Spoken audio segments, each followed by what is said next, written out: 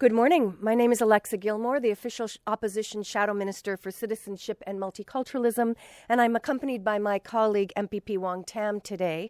Standing with us are a few dozen people whose lives have been put on hold because the Ford Conservative government is a jobs disaster.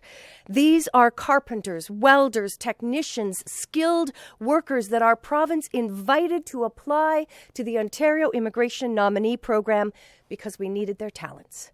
They did everything right. They followed every rule. They paid fees. They paid taxes. They built families and their future here based on our province's assurance. And then something broke. Days turned into months, which turned into a year or more as they awaited a decision from this government. And the ministry had promised that their applications would be processed in 150 days. Yet, as uncertainty grew and work permits began to expire, the Ford government met these workers' pleas for a decision with silence. And then, on November 14th, over 2,000 skilled workers received a letter telling them that their lives in Canada were over. The Ford government gave them no warning, just abruptly closed the express entry skilled workers stream and returned every single application. They cruelly upended hundreds of lives, hundreds of communities, hundreds of workplaces with no apology, no alternative solutions. And for a full month, these workers have stood outside the legislature demanding fair treatment, but this government has ignored them. When they started, the lawn was green. In recent weeks, 2 workers have been taken by ambulance due to bitter cold. And the Ford government told them that nothing could be done, that the stream could not be reopened, that only the federal government could change things. They were passing the buck because that is not true. This is an Ontario program. The Minister of Labour, who himself is being investigated by the Integrity Commissioner, had the audacity to intimate that these workers are fraud. Now, when I pushed the Minister of Labour in question period and told him that I had seen evidence through the Freedom of Information request that several workers whose applications had been returned had actually been approved, verified by the ministry staff before they closed the skilled trade stream, this minister refused to respond. But then just last Friday, forced by our questions, the minister did respond, and several workers received letters saying that the government had misspoken. The government had made a mistake. 59 skilled tradespeople have now had their applications approved, something they were told was impossible, that the ministry didn't have enough staffing capacity to verify these applications. These people behind me believe that the government continues to make a mistake. They are welders, carpenters, aerial technicians, skilled workers. They have employers counting on them, and they want the opportunity to clear their names. This cannot wait. I know the holidays are around the corner, but 2025 cannot come to an end without the minister reinstating the skilled trades applications. I have had people in my office who are suicidal. There is a pregnant woman whose work permit and OHIP is set to expire in the spring, 1 month before she gives birth. I've met with families whose children have been born here who know nothing other than this life. And in the north and across the province, we are hearing of whole communities affected because the OINP program was filling a desperate need for skilled workers. This is urgent. This is our economy, and these are people's lives. The Ford government owes it to these workers and to their employers. He owes them an apology, and he owes them justice. And we are asking the government to do the right thing, to open these files and assess them by merit. And now I would like to invite up Kuljinder to speak on behalf of the workers.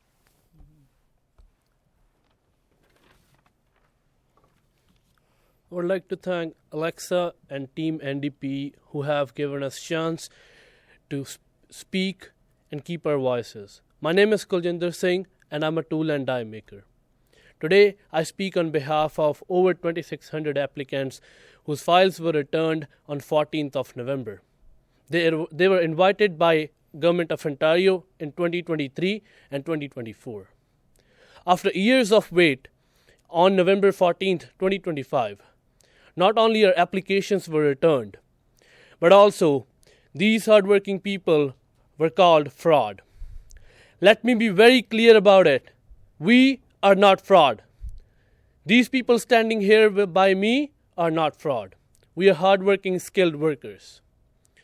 In my company, six of my co-workers are in their 60s.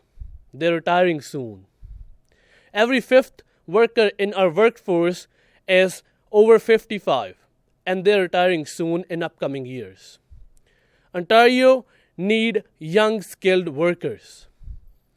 And you might think, oh, the government of Ontario and the immigration would welcome us with open arms.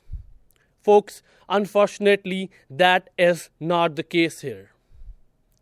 We were invited, and the doors were shut on us.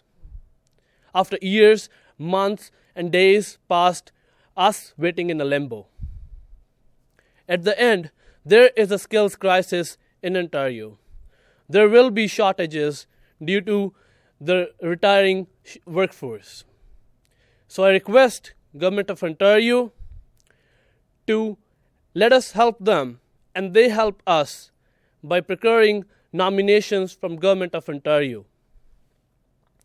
Our contributions have been there for the last 5 years, and we will be keep contributing in upcoming future. I request Government of Ontario to reinstate all the applications which were returned on November 14th and give them a fair chance, restoring our faith in this government and the system of Government of Ontario. We need Ontario. Ontario need us. We are here, we're educated, we're qualified, and we are ready to work. Thank you. And next, I'd like to invite Praveen to speak. Good morning, and thank you, NDP, for supporting us. My name is Praveen Kumar, and I'm a CNC machinist. We all understand and we all are aware citizenship is not a right, but it's a privilege. Today, we are not standing here as numbers in a file, but a people living in uncertainty and an immigration limbo. Our skill supports Ontario's economy. Our labor fills the gap.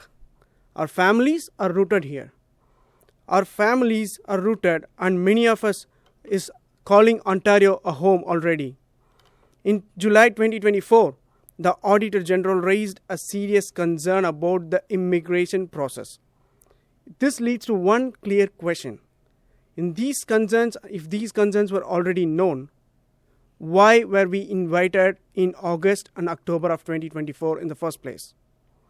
Encourage us to apply, encourage us to invest the time, the money, the hope, just to let us go, just to return our applications?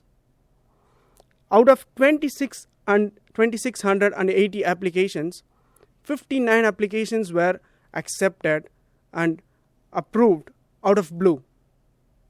That raises the second question. What made those 59 applications genuine all of a sudden? If a validation process exists to identify the genuineness of those applications, why don't you use the same validation process for the rest? Let us be clear. We are not asking for any shortcuts or special treatment.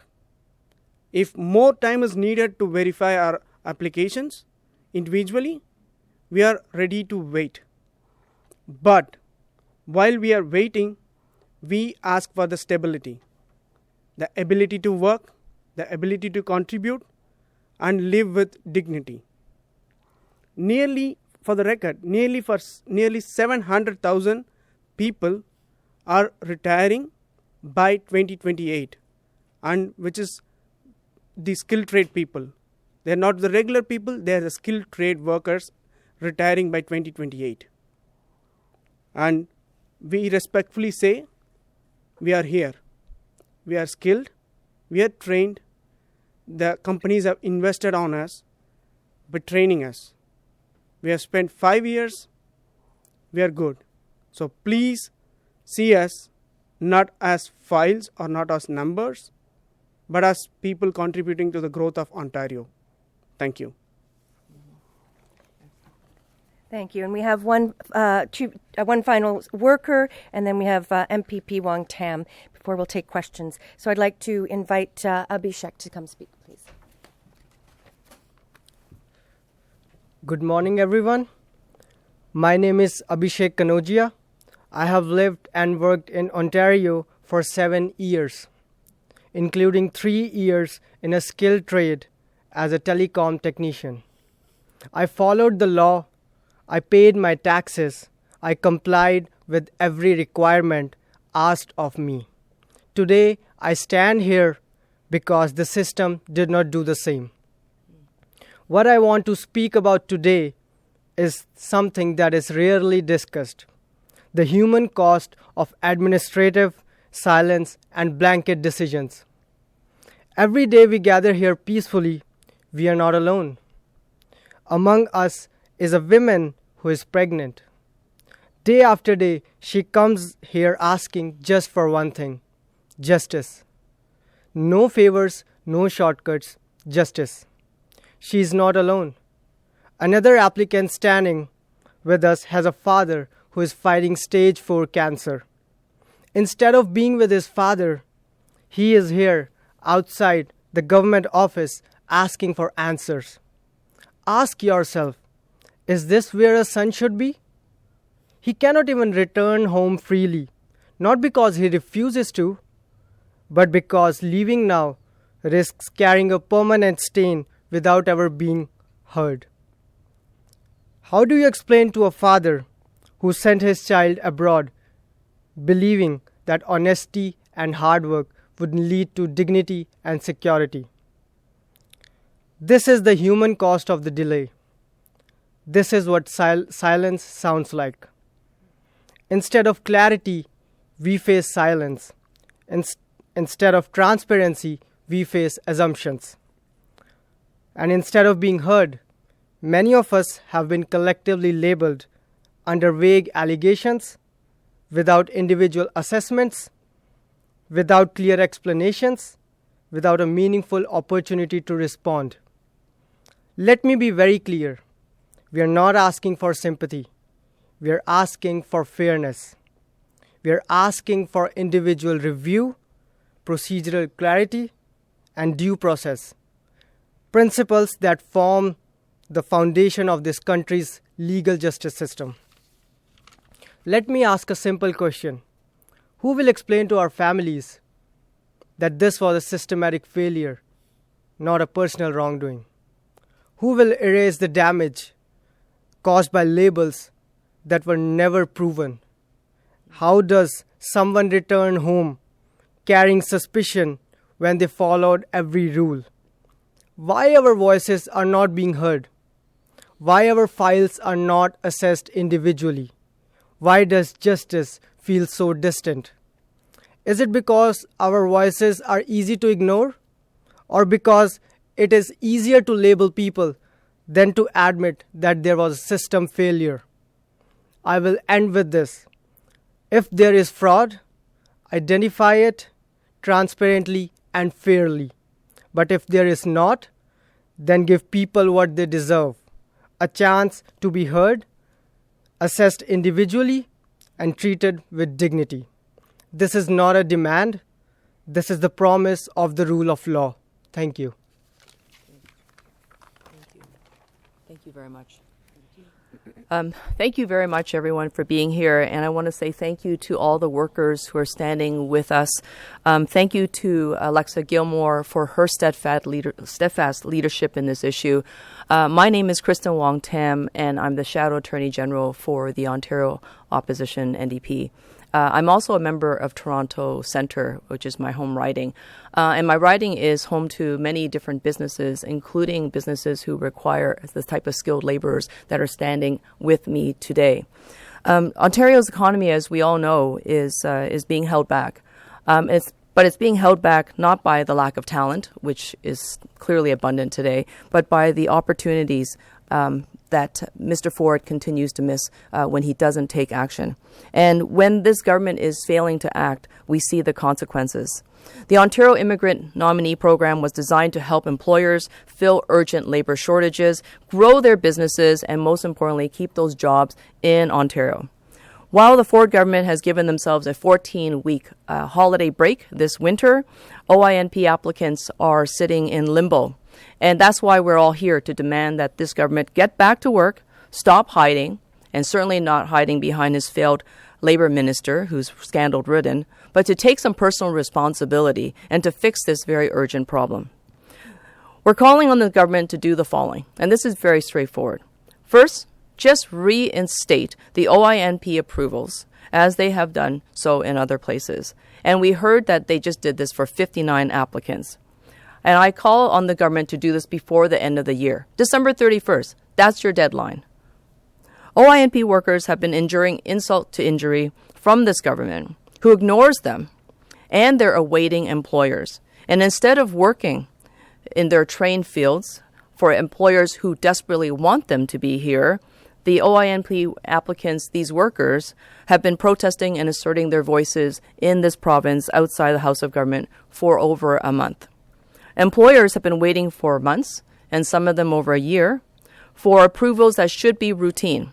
Employers, Canadian employers such as Bell, Rogers, SkyGrid, Magna, Peel Plastic Products, State Window Corporation, A1 Roofing and Renovations, STDI, CES Holdings Inc., Metro Supply Chain, and many more. These employers who have hired and worked with these workers before want them here. These workers are skilled and ready to go. Workers who are already here, who are educated, who are contributing already trained, are being forced to leave because of this government's inability to process an application, despite having those applications now for months and years, and despite cashing their checks. Small businesses can't expand, hospitals can't retain nurses, construction projects are stalled, long-term care homes remain short-staffed. Tech firms lose global talent to other jurisdictions, all the while these skilled workers are here and ready to work. Ontario, as we know, is facing some historic economic challenges. We are also seeing labor shortages in specific sectors where we have an aging workforce, as noted by some previous speakers. This is not the time for this government to sit idly by. This is the time for this government to get back to work and fix this problem as it contributes to the viability and the global competitiveness of our economy. Anything short of actually moving forward to approve the applications that are before us so these workers can get back to work for the employers who want them to work would be a continued failure on this government's business economic policies. Thank you very much for being here. I want to thank all the workers for your perseverance. I am so deeply sorry that you've had to endure this, and to all the employers who are not able to be here, but I know that you want us to be bringing forth these stories. Thank you for your patience, and I'm going to hand over the podium back to Alexa Gilmore. Thank you. Thank you, Kristen Wong-Tam. Appreciate your words and your solidarity with the workers. We have with us workers from all sorts of fields. We also have an employer or two with us today, and of course the two of us are available for questions. So it's the end of the formal presentation, but if there are any questions in the room here, we're happy to take them. Systematic failure. What do you think is going wrong in the system? They sometimes say yes, sometimes say no. Now they've ended the stream entirely. What kind of failure are we looking at here? So, I mean, right from the beginning, this 150 days has stretched to years. This is a government that can't get its act together, whether it's housing, and we're, in some of the worst housing starts we've seen in decades. Jobs, this government seems to be more focused on pouring out Crown Royal and one-off sort of public policies and really getting in the way of municipal things like speed cameras than it does with focusing on the big issues like jobs and healthcare. And quite frankly, I think this is a minister that's been inept and is now under investigation by the Integrity Commissioner. So there's been systematic failures all the way along. They've just not had their focus on where Ontarians need them to be focused. Is it also shaking the confidence of employers in the system, would you say?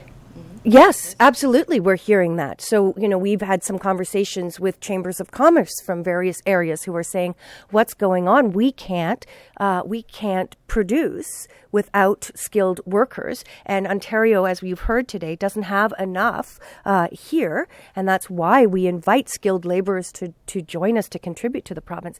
So it is shaking the confidence, not just of employers here, but people who might want to invest in Ontario, people who might want to start a company here in Ontario, and skilled laborers are going to take a second look at whether they come to Ontario if this is how we treat them.